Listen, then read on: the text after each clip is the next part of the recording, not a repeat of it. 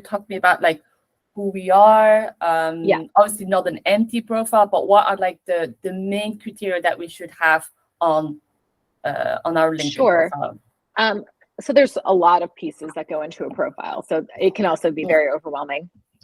But if you can Let's dial keep it in, simple. right? We're going to keep it simple. There's five key components that are must-haves, in my opinion. Your visuals. You need to have a really good profile photo that looks like you currently. So if your picture is currently, so the one that we had 20 years ago, nope, today, no. currently. Because it's really, really awkward when you meet somebody in person and they don't look anything like their LinkedIn picture. Yeah, exactly. Has that ever happened to you? Because it certainly has happened to me, and I'm like, that's not what you look like. Not really, I must say. Like, I Okay, always good. make sure that I have current. No, not you. I'm saying like if you've met somebody, because I've met people out in the real world. Yes, exactly. Yeah, and it's awkward, right? Especially when it's like for an interview or something like that. Then you're like, oh. That's not what you look like on LinkedIn. Nope. So a current professional photo. Lucky for us, we live in the digital age. So most iPhones, you can take a really nice picture. There's tools you can do to remove a background. So get a good picture and leverage the visual that goes behind your photo, the banner image. So that should be thought of like a billboard. Yeah. It's a place to advertise why you're great, what you are, who you are, what's your industry. So when it's blank, when it's that gray, sad, empty space, it's like I don't know where you live, but here in the States, when there's a billboard on the side of the road that's empty, it says your ad here. So that's exactly. Right. So that's what that gray banner says, your ad here. So especially if you're a writing coach and you have your own business, get your visual brand in that banner. Yeah, exactly. And that's not a complicated thing to do as well. You can just take your tagline and your logo, and that's it.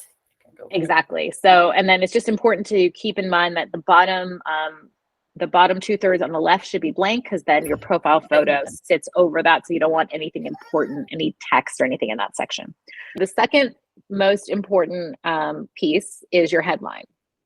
And your headline should be more than just your title and company. So if I used CEO and founder at Connect the Dots Digital as my headline, would you have any idea what I do? I was going to say, I have no idea. No. Right. No, but I wouldn't have any idea either, right?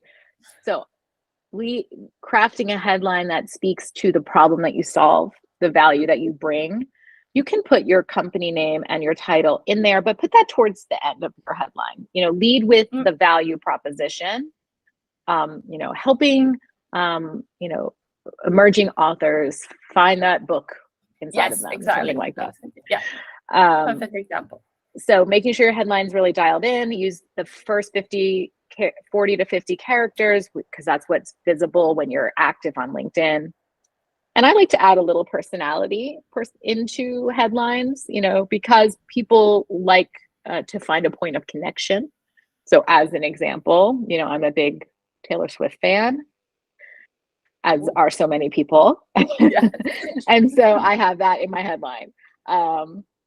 And all these people now, because she's touring in the US, are like tagging me in posts about her, and I love it. But you find those points of connection. Yeah, that's a great one. I didn't even think about. So you get visibility where you didn't expect it. Right. So it's super fun. So the third most important component of your profile is your about section. This should be written in the first person, and it is not a place to just kind of copy and paste the top of your resume. These are your writing coaches. Write a story. Tell us about, who you are. How did you get into this industry? Obviously the key to great writing is start with a hook that's going to get people to read more. So really enjoy taking the time to write an about section that it's taking your headline and expanding on it. And for entrepreneurs or business owners, the way I like to structure it is thinking about, what is the problem you solve? Why are you uniquely equipped to solve it? How do you solve it? And then what's your call to action? What should we do? Should we message you, DM you, email you, something along those lines? So problem, expertise, how you do it, and then CTA. That's kind of a good general structure for your about section. And you can have, again, a little fun in there as well. You don't need to tell the whole story of your entire career. But you only have 2,000 characters anyway. Yeah, it's 2,000. Right. 2,000 words. Exactly. Exactly. And so then the next piece, the number 4, is your experience section, making sure that, this is where it can structure more like a resume. I like to focus on accomplishments from past roles. So what did you accomplish in your previous positions versus what were your responsibilities? Because sometimes you'll see experience section, it's just like all these bullets of responsible for, What did you actually do? Yeah. What did you actually do? Right? What were you proud of? What did you accomplish in your role? If you own your own business, I highly encourage you to create a company page for your company, even if you are a business of one, again, because it will pull the visual brand of your company into your profile. You don't need to be active on a company page, but build the company page completely.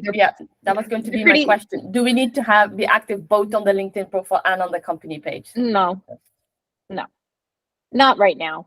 Maybe down the road, but like at the minimum, you want your logo to populate into your profile, and the only way to make that happen is to have a company page. And then, make sure that the description of what you do is consistent from your website, your company page, and your experience section. And then the 5th piece is your skills. So the skills section has changed a lot recently. There's a lot of new updates there. So as far as skills, you can list up to 50 skills.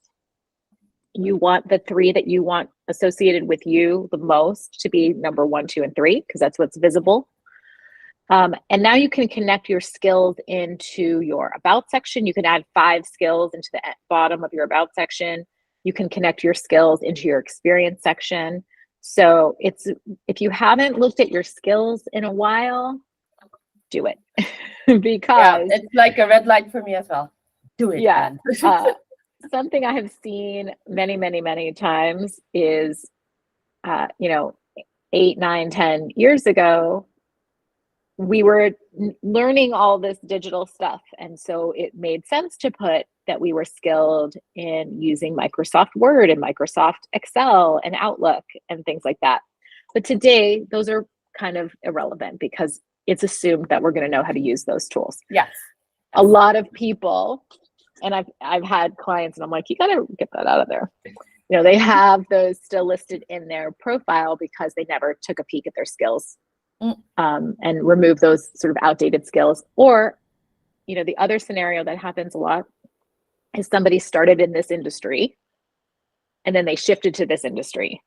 But their skills reflect this industry. They never updated the skills that will help them get visibility in their current industry. So take an inventory of your skills, get rid of the irrelevant ones, beef it up with the current ones, and then use Connect In. And I can also send you, I made a little video of how to do that. So I can send you the link to that video. Oh, absolutely.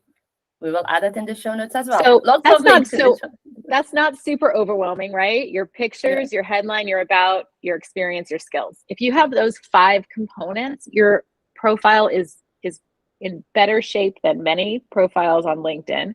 And then you can supplement, you can add in volunteer roles, you can add in a featured section. And that's a nice thing, especially for your audience. You could feature some of your clients' books that they've written in your featured section. Yes, there's always more. I like to add that as like, those are like the sprinkles on the ice cream sundae, right?